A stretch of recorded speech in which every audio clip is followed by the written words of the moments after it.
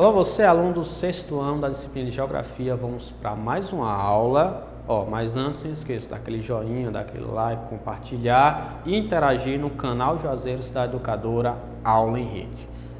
Primeira aula, eu falei para vocês sobre o quê? Sobre a importância da localização. Eu falei para vocês que existem algumas ferramentas, eu falei para vocês sobre o movimento da Terra.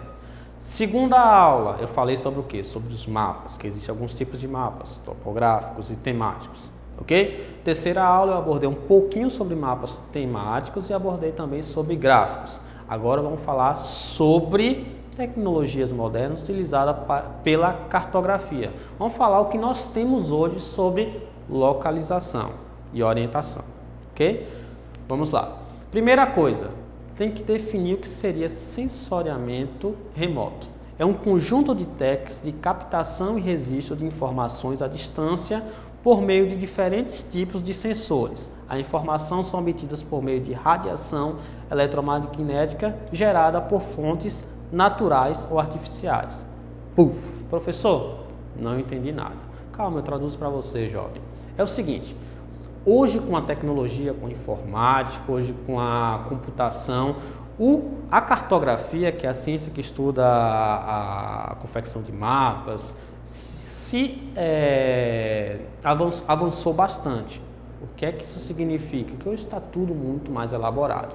Antigamente, por exemplo, necessitava uma pessoa desenhar um mapa, fazer as medições, tudo manualmente. Hoje muito do que temos é digitalizado, tá bom? Então recebemos informações de vários tipos de veículo e computadores, programas, analisam essas informações e acabam jogando para a gente de uma forma muito mais ilustrativa. É interessante? É muito interessante. Conseguimos trabalhar com base de dados muito mais elaborada, tá bom? Então isso seria o sensoriamento remoto, a captação de informação por algum tipo de mecanismo, a análise dessa informação e conclusão dessa informação, tá bom? Com alguma formação de banco de dados ou coisa parecida. Isso é o sensoriamento remoto. Vamos lá. O sensoriamento remoto tem várias técnicas onde pode ser utilizada. Uma das técnicas se chama fotografia aérea. Ela foi primeiramente iniciada no século XIX por um baloeiro. Baloeiro, professor? Como assim? Sim. Inicialmente a fotografia aérea foi utilizada um balão. Alguém subiu no balão com a máquina fotográfica, já está imaginando, né? Século XIX, aquela máquina muito rústica.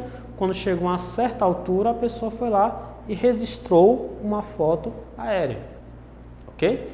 Só que hoje as fotos aéreas são feitas de uma forma muito mais elaborada.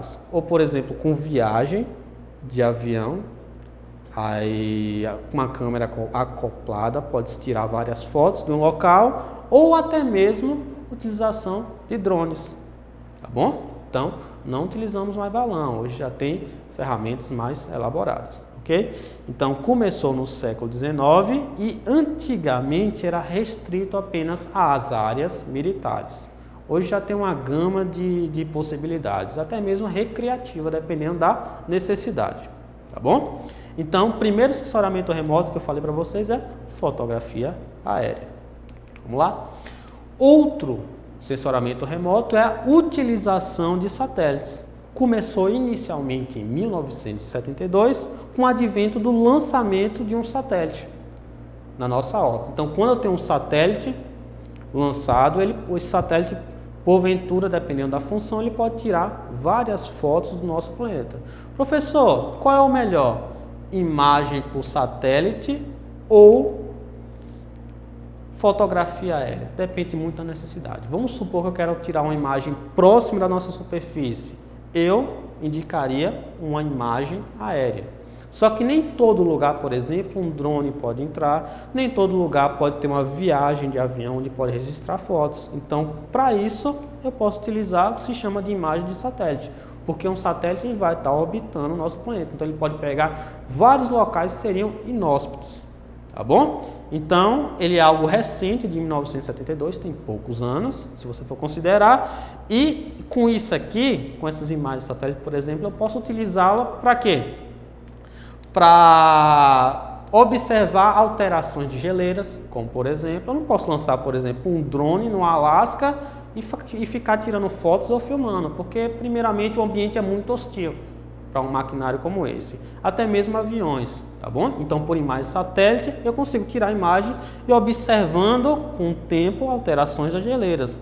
Posso ter imagens sobre desmatamento, foco de incêndio e modificações ambientais, tá bom? Como eu tenho posso tirar várias imagens de um ambiente muito mais amplo e registrar ao longo do tempo, o sensoriamento por satélite ele é muito interessante. Aqui eu tenho algumas imagens de fotos por satélite, tá bom? Onde a imagem aérea não conseguiria registrar. Pronto. Sistema de posição e navegação por satélites, os conhecidos GPS. Professor, no carro do meu pai tem um GPS, no meu celular eu tenho um GPS. Como é que ele funciona?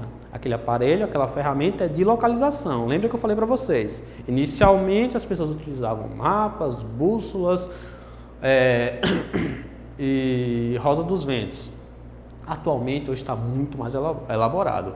E uma dessas ferramentas é chamada de GPS. Como é que funciona o GPS? Basicamente é o seguinte, eu tenho que ter um usuário com a ferramenta, vamos supor um celular, tenho que ter satélites orbitando, onde vai ter essa conexão, e eu tenho que ter o que se chama de controle remoto, tá bom? Onde vai ter a sincronia de tempo. Vamos supor, eu pego aqui o meu celular, quero saber a posição atual que eu estou. Eu posso colocar a opção localização, satélites vão tentar cruzar essa localização e vai chegar na localização que eu tenho, ok? Quantos satélites, professor? O mínimo do mínimo do mínimo seria 3 satélites. Se eu tiver 3 satélites apontando na direção do meu celular, eu consigo saber com uma precisão interessante, vamos dizer 20 metros, 16 metros de erro, a posição onde eu estou. Olha de onde nós saímos, do tempo da pré-história até o tempo atual, como evoluiu as ferramentas de localização. E o GPS é uma dessas evoluções. Vamos lá. E, professor, Sistemas de Informações Geográficas, ou SIG. Comumente vocês vão ver essa sigla.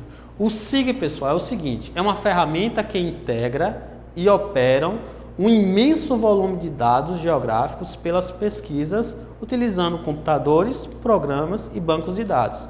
Vamos supor, eu tenho uma grande quantidade de dados. Eles precisam ser analisados. E esse sistema de informação ele tem essa capacidade. O que acontece? Ele coleta aqueles dados, ele leva um tempo, mas ele acaba processando esses dados e ele acaba passando essa informação. Então essa é a função do SIG.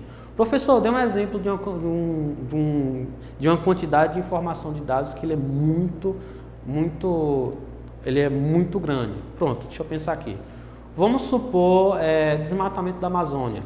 Para eu saber se o desmatamento da Amazônia está crescendo, está regredindo, eu tenho que pegar um espectro muito grande de tempo, por exemplo, para dar uma informação confiável. O que é que eu tenho que fazer? Como é que eu posso fazer? Posso, por exemplo, botar satélites, conferindo, por exemplo, como é que está a expansão ou não do desmatamento em um período de tempo, e eu consigo analisar isso, utilizando, por exemplo, o sistema de informação geográfica. Ia ser uma grande quantidade de informações, uma grande quantidade de tempo, que levaria muito tempo para ser analisada, mas chegaria na conclusão. Então, isso é o SIG, tá bom? Vamos lá. Desafio.